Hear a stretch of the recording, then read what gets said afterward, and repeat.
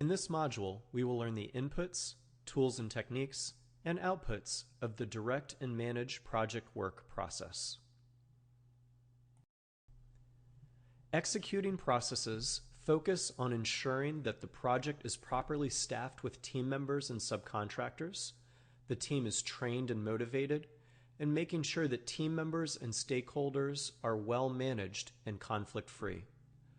The most significant process within the executing process group is the integration process, direct and manage project work. This is the process where the project management team leads the project team in completing the work outlined in the project scope baseline within the constraints of the schedule and cost baselines.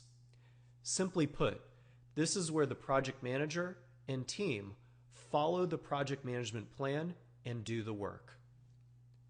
To better understand the process, direct and manage project work, let's discuss the inputs, tools and techniques, and outputs in more detail. The PMBOK guide defines a few inputs to the direct and manage project work process. The first and most important input is the project management plan. As discussed in the previous module, the project management plan is a robust document containing many subsidiary plans. Most importantly, the scope, schedule, and cost baselines will be used to make sure the team is doing all of the work required and only the work required in the correct order and with the proper resources. These baselines will help the project management team lead others and provide a common understanding of work among the project team and possibly other project stakeholders. Other key elements of the project management plan include configuration and communication management plans. As discussed in earlier modules, successful project management requires communication between the project management team and project stakeholders. The communication management plan will help to guide how information is to be exchanged, and the configuration management plan will guide how project documents and deliverables may be modified. Another input to the direct and manage project work process is approved change requests. As changes to baselines are requested throughout the project lifecycle, only approved changes will be incorporated into the baselines. Approved changes can include corrective action to address performance issues and bring future execution closer in line with baselines, preventative action to help prevent negative risks from disrupting the performance of project objectives, and defect repair to correct product issues identified during the control quality or validate scope processes. We will discuss these further in a later module on the Perform Integrated Change Control process. Enterprise environmental factors are another input, including stakeholder culture, the organization's existing infrastructure and tools, and stakeholder tolerances to risk. Finally, organizational process assets may contribute lessons learned or provide organizational policies and guidelines that can be used to shape the management approach for the project. There are 3 tools and techniques described for the direct and manage project work process. Expert judgment and meetings are common tools and techniques used to describe the experience and expertise that the project management team, consultants, or other project stakeholders may bring to the management of project work, as well as the collaboration that must take place among these stakeholders. The other tool and technique is referred to as the Project Management Information System. This is a collection of systems used to collect, store, and retrieve project deliverables, documentation, and other project-related information. A project management information system can be as simple as a filing cabinet with a set of rules for use, or be an automated IT system using access control and other rules to govern these.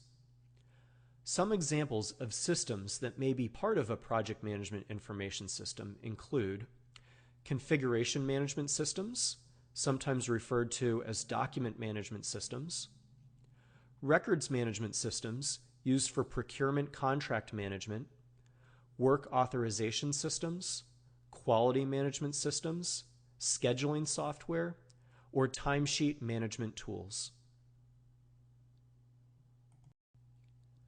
There are several outputs associated with the direct and manage project work process. They are important because they will help to link this process to many of the other project management processes that use these outputs as inputs. The first key output to direct and manage project work is deliverables. Simply put, when the project team does work, they should output some type of tangible and measurable work product. This can represent the final product, service, or result of the project, or any of the intermediate deliverables that are created throughout the project lifecycle. These deliverables will become an input to the control quality process where the team will inspect their conformance to requirements. Another key output is work performance data.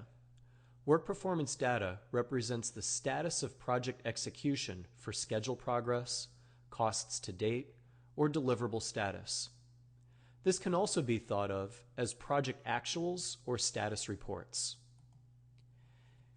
It is in the direct and manage project work process that the project management team collects this information from the team members doing the work through regular reporting cycles or as ad hoc reports are requested. Some examples of the collection of work performance data include weekly team meetings, bi-weekly emails of status reports, or automated systems that capture actual schedule and cost data as completed. Work performance data will be a key input to nearly all monitoring and controlling processes and will be used to measure actual project performance against approved plans. Change requests are another key output of direct and manage project work. As the project manager and team are completing the work described in the scope baseline, they may feel that there is a better approach or think that adjustments should be made due to the changing project environment. Change is a natural part of project management. However, special rules must be followed when changing approved baselines.